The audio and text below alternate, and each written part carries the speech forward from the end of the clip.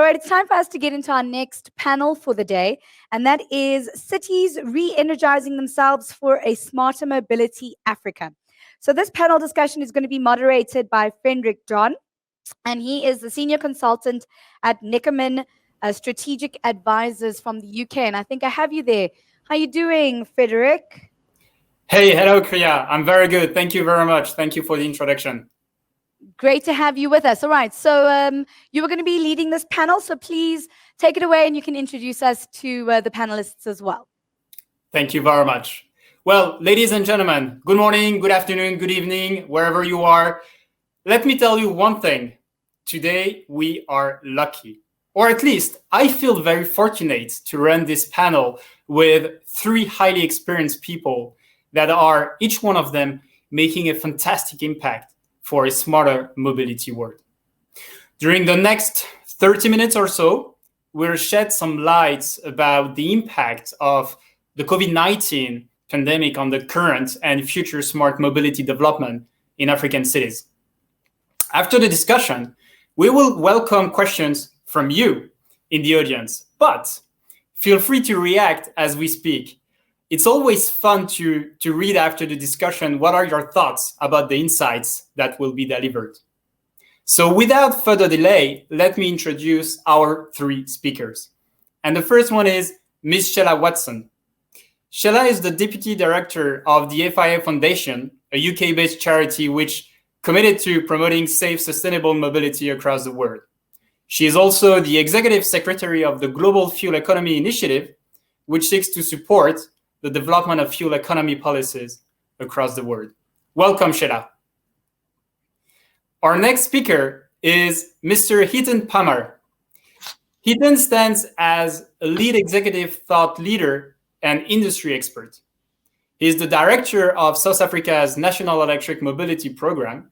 He helps to enable, facilitate, and mobilize electric mobility through multi-stakeholders engagement across public and private sector. Welcome, Hiten. Hi, Frederick. The last and certainly not least participant is Bodum Matunguru. Bodum is expert in railway system and urban transport. Currently is the technical advisor in charge of transport infrastructure and urban transport in the Office of the Special Advisor for the head of the state in charge of investment. So very warm welcome to the three of you. I hope everybody is doing well. Thank you. And please allow me to share some recommendations to make this moment fun, but also insightful. Feel free to step into the debate if you feel you can build upon the insights already shared. And also, if you don't agree, let's agree to disagree.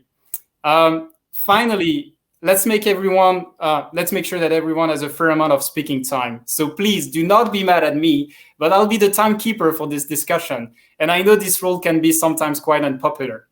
So I suggest we get started and let's go back in time before COVID-19. What were the main challenges African cities were facing to make mobility more intelligent?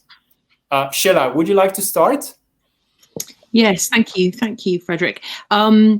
Well, African cities were facing challenges very similar to many cities in the world.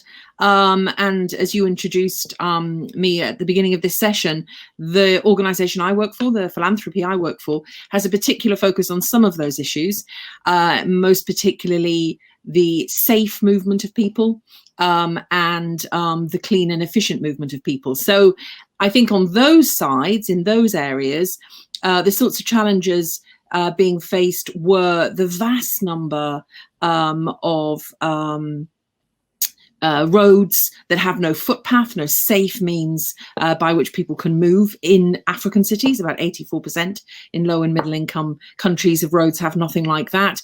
Yet they have 90% of the road traffic fatalities around the world. And where you have cities with a great deal of non-motorized mobility, so I think in Nairobi around 40% of all journeys are on foot, another 40% on in buses, you need to be able to protect and support those people as they move around, or they are going to suffer the great threat of road traffic injury, or very particularly dirty air. And I think that is one of the major challenges which rather tragically unites cities around the world. What we do about dirty air, 93% of our kids are breathing dirty air. Toxic tailpipes, cars, vehicles, buses, trucks are delivering diseases straight into our kids' mouths. So I think those were the challenges that were in place anyway. COVID brings a different perspective, but actually, I personally believe a lot of the solutions we already knew about before COVID hit. I think the public transport element is a worrying one. But apart from that, we knew we needed to be non-motorized. We knew we needed to be able to move people safely. And we have a lot of great solutions, I think, already out there that people are employing, a lot of which we support. And I'm happy to talk about in a moment. Yeah, sure. We'll have some questions about the COVID and the future perspectives for African cities. And thank you very much for sharing your insights. Indeed, safety is a very worrying concern. Hiten, perhaps you can bring some perspective regarding the electrification of mobility in Africa, the situation that was before COVID. Yeah, certainly. Thanks, Frederick. So, just leveraging off what Sheila had also introduced, I think, African cities themselves are facing similar transitions and challenges as what international or developed cities also face. And that is really urbanization, traffic, and air pollution.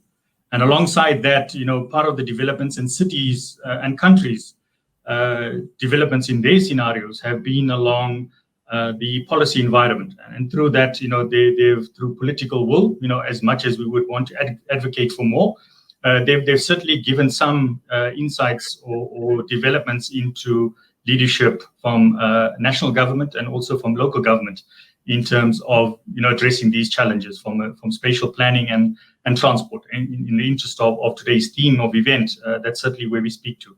So I think what that has brought about is certainly there has been policies on paper. However, COVID, with the span of works that is thrown into the mix, it has provided a reset in the trajectory that we wanted to be in. And I think this is what we need to provide in economic recovery into the new trajectory that we needed to be on, and zoning in, to the specific targets.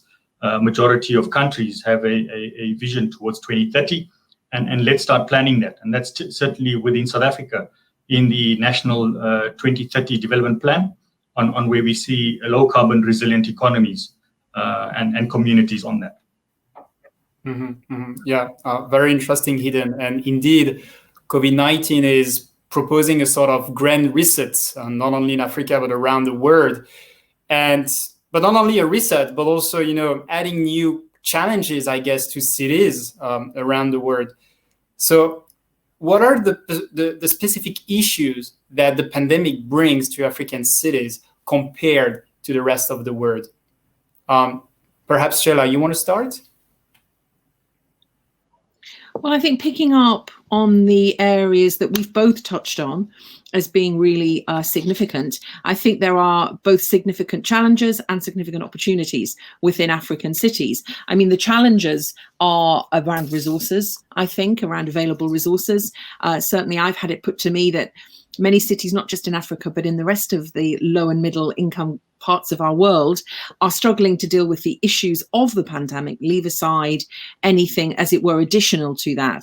Because, of course, one of the things that COVID showed us, certainly in some cities in the developed world, was how things could look.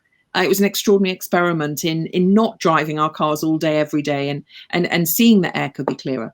But we can perhaps act on that in a way that I think countries and cities, particularly with fewer resources, cannot. So there's an issue of resource, there's an issue of capacity building and sharing of good practice and experience. And that's certainly something that we hope to help with and act on in the very near future. But that said, there are also wonderful opportunities for going forwards, I think. Non-motorized mobility is well established in these cities, not necessarily driving, and it needs protecting and promoting. There are great renewable energy sources to power some of the new electrified modes, absolutely accepting what was said in the previous panel, that they will not alone and of themselves either come quickly or solve all the problems. I think there's a readiness to adopt new technology on the continent, which we've seen in other ways. And I think I would say as well, certainly from the networks that we work within and support, there is a real readiness to help and support, but that needs directing, and people need to be brought together, weirdly, in a world where none of us are together, to share and to understand each other's perspectives. So positives and negatives, but I think there's an awful lot to play for. Yeah, thank you for sharing, Shayla. And actually, we're going to talk about the positive aspects right after Hiten. Perhaps you just want to add some thoughts.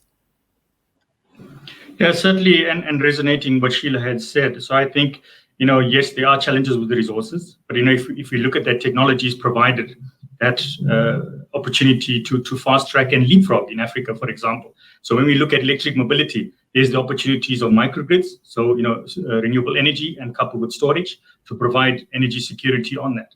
And e-mobility will not only will also increase the productive use of energy, not only for commercial and industrial applications, residential, but latching on transport onto that. So from investment perspective, it starts increasing the economic return on that. And I think with that, electric mobility and the solutions and technologies that are available are certainly rife and available to all the parties on wanting to execute that. So I think overall, yes, we have the challenges. I think the main aspect is about political will, leadership, both national, provincial, and local government. The topic of today is cities, and I think city and local government have a key role on implementing on the ground. Yes, national government sets the policy frameworks, but cities, like for example, the C40's climate agreement, and within this event today, is sponsored within the Hiten province and hosted as well within the Hiten province.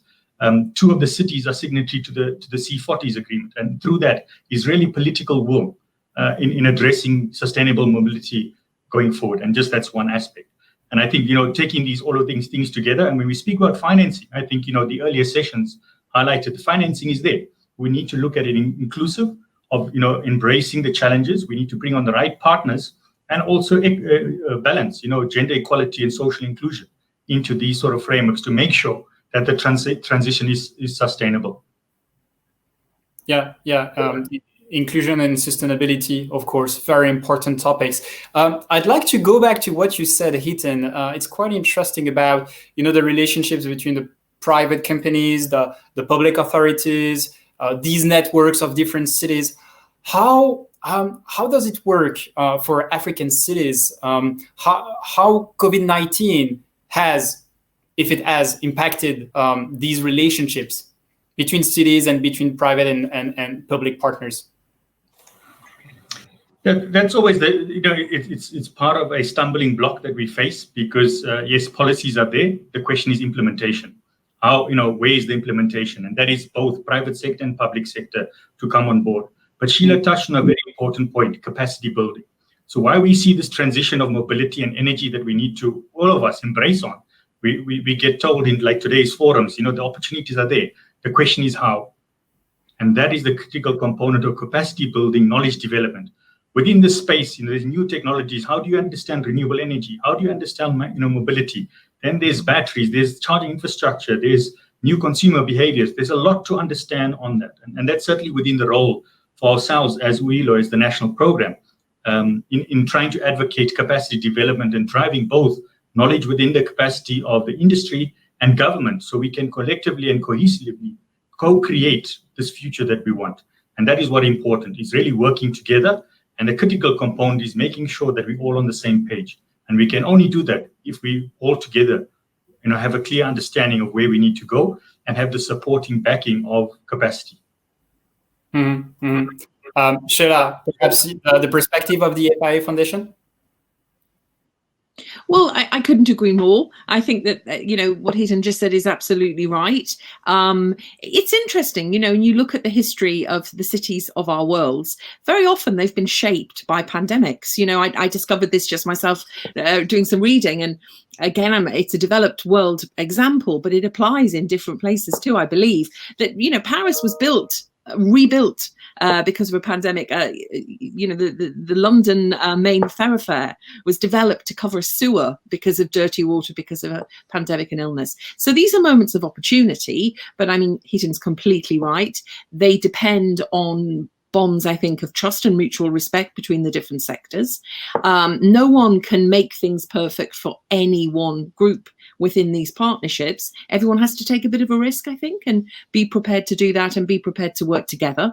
Certainly from the Foundation's point of view, we've worked for many years in partnerships, such as the Global Fuel Economy Initiative, which is working in 70 countries, many in Africa, to support not just fuel efficiency within existing vehicles, but to look at some of the issues that are coming. Second-hand vehicles on the continent are a major, major issue, and to support electrification and next steps. And that's a partnership of many organizations. UN Environment is one of your sponsors today, and it is based entirely on working together and cooperatively, understanding where we're starting from and then supporting policy going forward. So I think those sorts of partnerships can help, and they ultimately do need to be resourced. And sadly, those aspects of these conversations are very often neglected.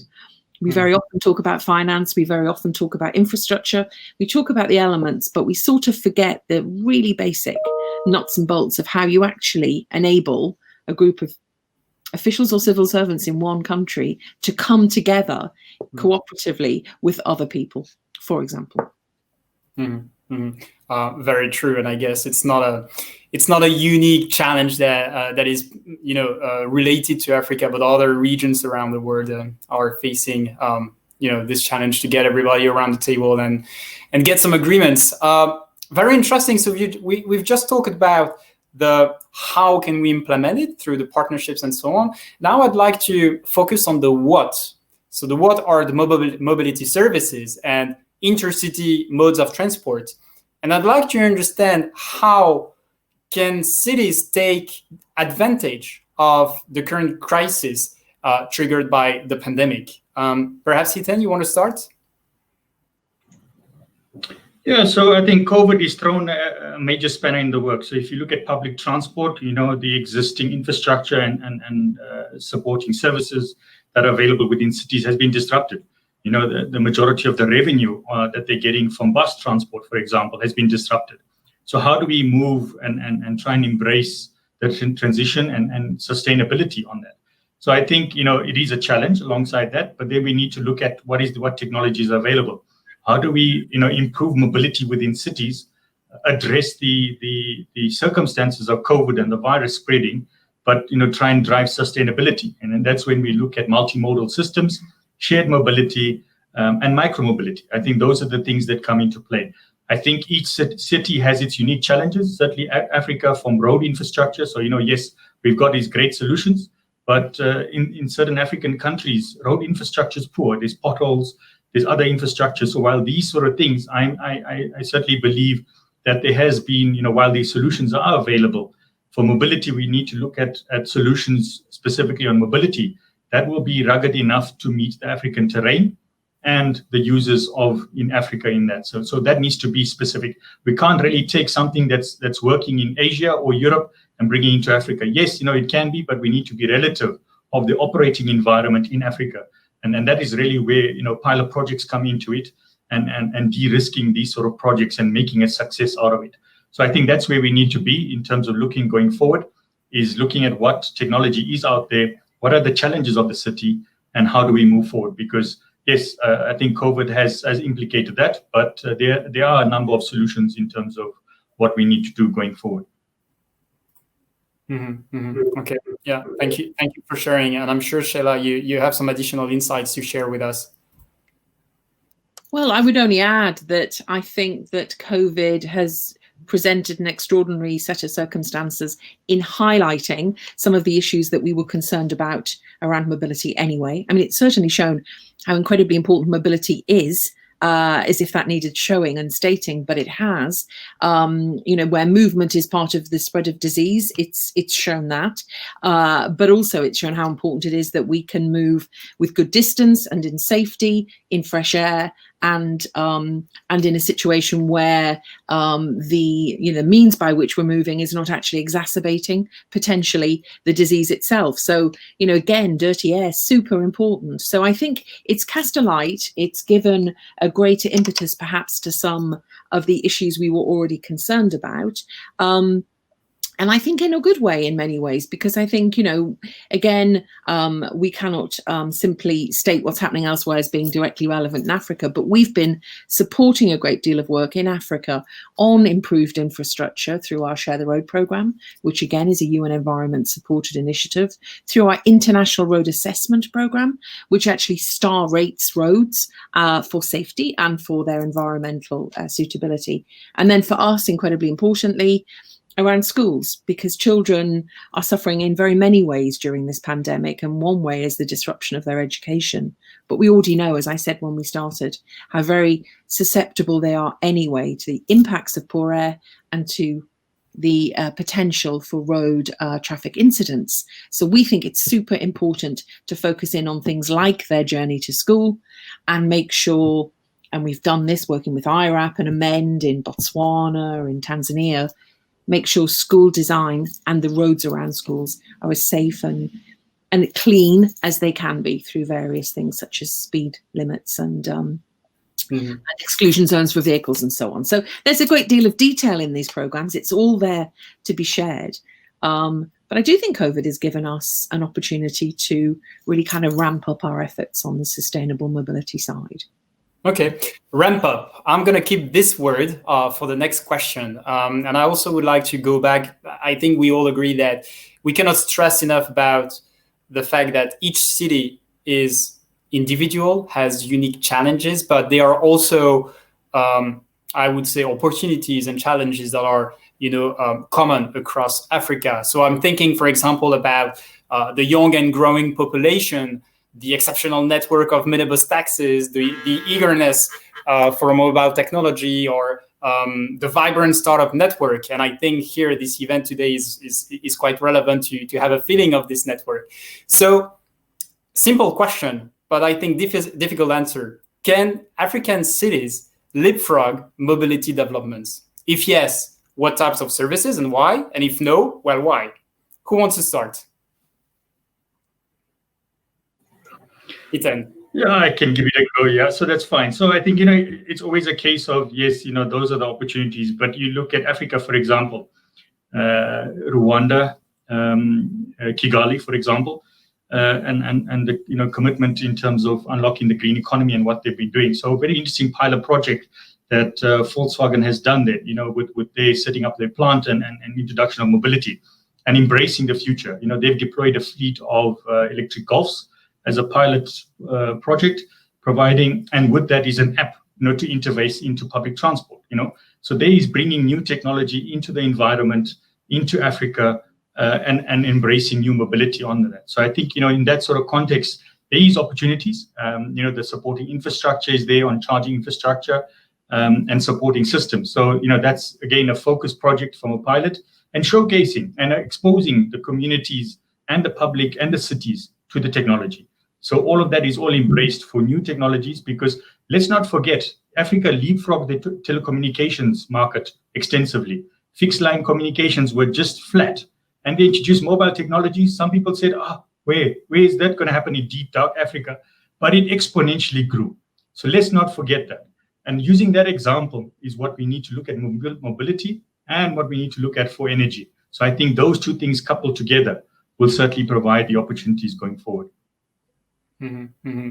Having people more familiar with the technology and experience by themselves new mobility services. Sheila, would you agree with that point of view, or disagree, or would you like to add anything?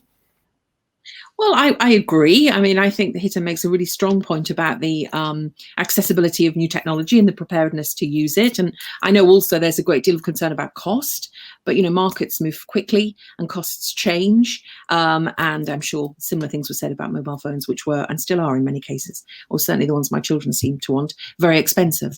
But yeah, so I think that is there. And I think, as I said before, there are lots of other reasons to be very positive around the potential for renewable energy on the continent, which is really, really important more generally. And this very interesting thing, which is really rather less about technology and rather more about habit and behavior, which is walking and cycling. In other parts of the world, we're struggling to pull our road space back from the many vehicles that we're all addicted to, and to try and give space to people to walk and cycle. And COVID showed that. And some of the responses are quite extraordinary. People feel deeply offended by the idea that road space now might be given over to someone to walk. The truth is, of course, rather unsafely in many cases, but nonetheless, in Africa, that is already the case. What we have to do now, I think, is not just focus on the technological solutions for the motorized mobility or electrified mobility, but to focus also on protecting pedestrians and cyclists who are not emitting carbon, who are doing their short journeys in cities very well and very effectively, but must be kept safe and should be breathing, I think, cleaner air as well. So it's interesting, isn't it? It's new technology and actually really very traditional patterns that we're looking at working, somehow getting to work alongside each other. Very true. Very true. And thank you for sharing, Sheila. Hiten, you want to add anything? Yeah, on unmotorized transport, an interesting scenario, a lot of European countries are very rife in cycling, Netherlands, for example. However, there have been certain programs trying to introduce bike sharing, for example, and other things. However, this is the social challenge that we find as well, is that it's not a culture, in terms of that. It hasn't been historically part of that. And that's where when we try to introduce non-motorized transport and these sort of things into Africa, it's a case of getting them to learn a bike and introducing that, whereas it's been more of a natural way of life in Europe and other cities, where commuting to work and it's perfectly fine. Even a mayor will jump on the bike and go to that. However, in African countries, it's also the social aspect, because it's a case of earning capacity, and that's some of the things that as soon as somebody starts earning, hey, it's a status thing. I need to buy a car and these sort of things. So it's also the social things, and when you trying to introduce, hey, utilize a bicycle or a tricycle to go to work, they will look at you. What do people think of me? But that sort of thing. So it's also the social challenges with that. So it's not a one-stop solution, and I think we do face our own challenges. However, it's the opportunities that we need to focus on. Yeah, I agree. There is no this fancy aspect of riding a bike instead of a car or something like this. The social status is a bit different. Well, thanks for sharing, Hiten. I just have one last question before we move to the Q&A, and this one is probably a bit more personal. I'd like to understand how the pandemic has changed your role and your objectives for the future. Sheila, perhaps you want to start with FIA Foundation?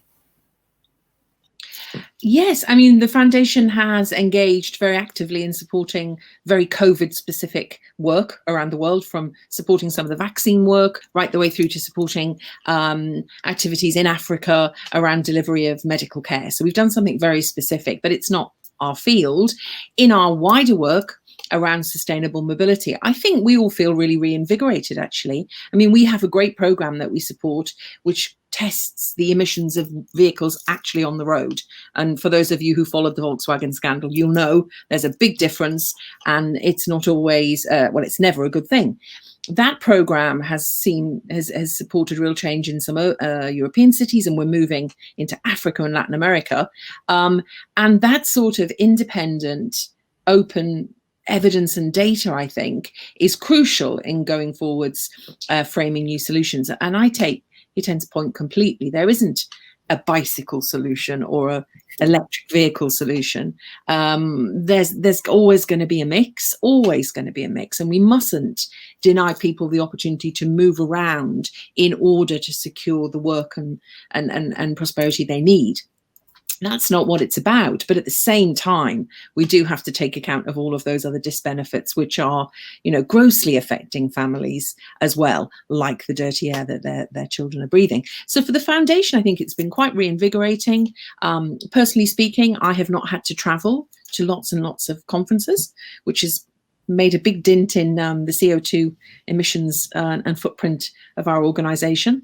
And it's given us, I think, a lot more time to think and talk to each other about or some of these issues, and to engage in conversations such as today's, which are incredibly interesting and illuminating other people's experiences. So Absolutely. Collaboration, multimodality. Hiten? Yeah, I think it's brought an interesting time. I think, shifting all of the conversations, activities, meetings to online, it's created a transition to embracing technology. People that were not so computer savvy have been forced now to engage and embrace technology on that. But I think, as per introduction, it's provided a reset, where there were excuses from everybody, from government, from industry. Oh, this is a challenge for us to move forward where we need to go. COVID has reset things. And it's provided an opportunity to say, hey, this is where we need to go, and let's try and fast track that going forward. We realize that the implications of a virus and how it's disrupted things, but also brought on the opportunity on what technology can solve challenges such as COVID, but also solve challenges such as mobility and smarter mobility, as in today's session from Generation E. All right. Yeah. Thank you for sharing, Hiten. Well, I do agree with you. Thank you, Hiten and Shayla, for sharing your thoughts. I think now it's time to move on to the Q&A and the questions from the audience. So I'll ask my friends from Generation E to send the questions. So there is one here from Henry Camo. With urbanizing cities, air pollution from growing traffic, is there a group of effort to convince policymakers in Africa for incentives for e-mobility and smarter integrated mobility? Well, perhaps regarding e-mobility, Hiten, you would like to share some insights? Yeah, so I think, from a regional perspective, there's a number of initiatives. uYilo is one such within South Africa. But a continental perspective, I think United Nations Environment Programme as a sponsor, the team in Nairobi in Kenya have been leading a lot of the activities. In 2018, they held an event with 47 African countries participating on Africa Clean Mobility. So certainly there are a number of initiatives on that and taking place. And it's about more collaborating, because I don't think we should reinvent the wheel, on the basis of capacity development. It's about working together cohesively and collectively on addressing the challenges we face in Africa. Shayla, you want to jump in regarding smarter integrated mobility? Well, I would only add that I think that there are many networks, many existing initiatives. I think maybe Henry's point is there anything really concerted? And that is a very good point. And very probably there isn't. I mean, there are global targets on all sorts of things, SDGs and so on, which people are tied to.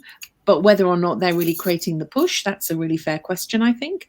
But I would say that from where we're sitting, we are doing our very best at this moment actually to draw up a compendium of ideas on a south to south basis. So really to avoid the idea that it's all about having bicycles like Amsterdam or 15-minute cities like Paris, but actually looking at what cities within the global south are doing in response to COVID and trying to share that good practice in order just to address the first point that it is at least more relevant.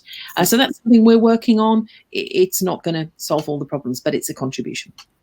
Yeah. Well, thank you for sharing. And I'm sure, Henry, these insights will help you to answer your questions. Second question, Lerato Matopo. How do we tap into already existing NMT markets? Majority of poor and marginalized in African countries are already cycling and walking. How can government support and protect them? So maybe I can just quickly jump in on this one. I would say, as I said before, it's very often about road design. It's about road retrofitting. It's about providing facilities which protect those who are not in a motorized mode. So it's pavements, it's crossings, it's all of those really rather straightforward and mundane things. And I know that the Share the Road project that I mentioned before, which is seeking to promote non-motorized transport, it's a very unattractive phrase, but walking, cycling, other modes of getting around, micromobility increasingly, is doing so on the basis that not only is that good for our climate because it's not CO2, and not only is it good for access because it enables the poorest to get around safely, because it is always the poorest who are the most vulnerable, but also it's extremely good in terms of economic prosperity because it enables people to engage in work and so on. So it has multiple dimensions, and that's really why it is quite an important way to at least focus some of our resources and our attention.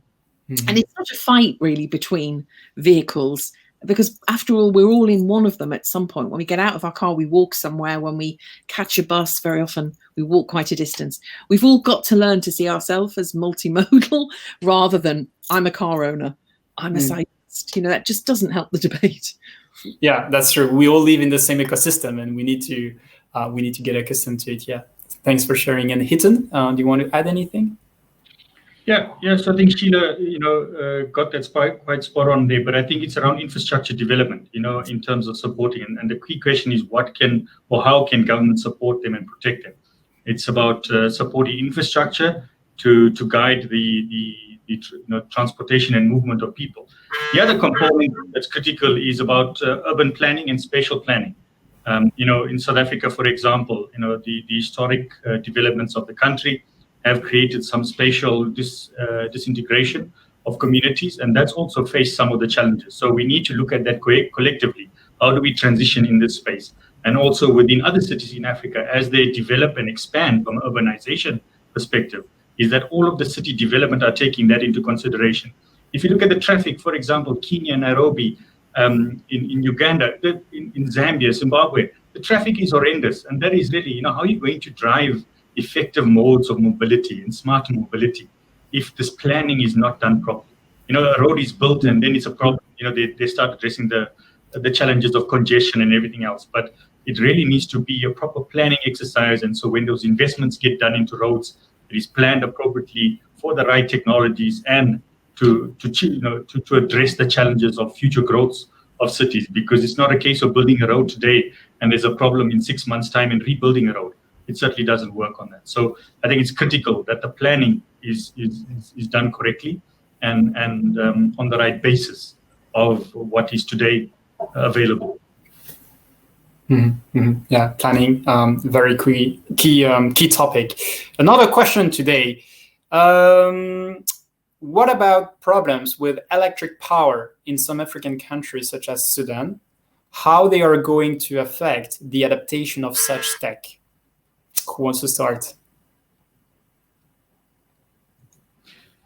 Yeah, I don't mind going into it. And I did briefly touch on that earlier. So when we look at smart mobility, it's about addressing the infrastructure side as well. And that's where we see the technology. Sheila also touched on that from renewable energies.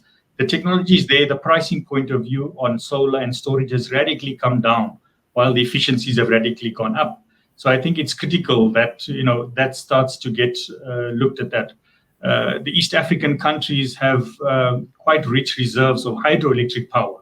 So it's a case of utilizing that for transportation.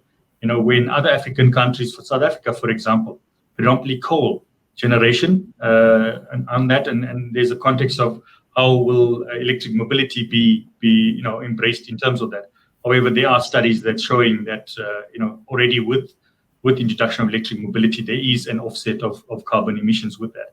But I think it needs to be embraced holistically, not only with mobility, but the supporting technology on the infrastructure. That will also strengthen the grid capacity.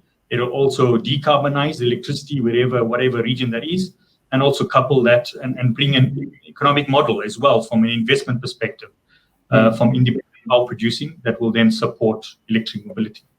Thank you, Hiten. Now, perhaps the last words for Sheila, the final thoughts. We have 2 minutes left. Well, I would go back to what we said earlier, which is that the COVID experience, I think, has offered obvious challenges, but I do think it offers some opportunities. I think going to the point that Hiten was making about road space, that one of the things that we can do now is try to a little bit reimagine how our cities are designed and who they're for. I know that within Addis Ababa, for example, there have been an awful lot of moves towards open streets. These are schemes which allow children to play and to be safe in their environments. And I think that's something that really should underpin a lot of our thinking. We do tend to have a very, understandably, mechanistic and economic driven approach to mobility, but there are an awful lot of aspects of it which are really very much about the social spaces that we inhabit. So I think it's an opportunity. FIA Foundation certainly will continue to support the sorts of people who are trying to show what can be done, good evidence, independent data, and best practice and case studies really from activity on the ground rather than pontificating or ideas from people who are not actively engaged. So that's how we will continue to approach matters. And I think we should be positive about the possibilities that lie in front of us. Thank you very much for these positive thoughts for ending this panel. And thank you, both of you. Thank you very much for sharing inspiring, encouraging thoughts during this panel. I've been told that, with these new digital modes, a good way to clap now is like this. So congratulations. Great, thanks, Frederick, as I used well. to call that jazz hands when I went to dance school, but it's a long time ago. What do they call it? Spirit fingers, right? Thank you so much for joining us, guys. It was a very insightful panel. And Frederick, thank you so much for being one of our partners for Smarter Mobility Africa. Always a pleasure. See you on Thursday. Definitely. We look forward to it.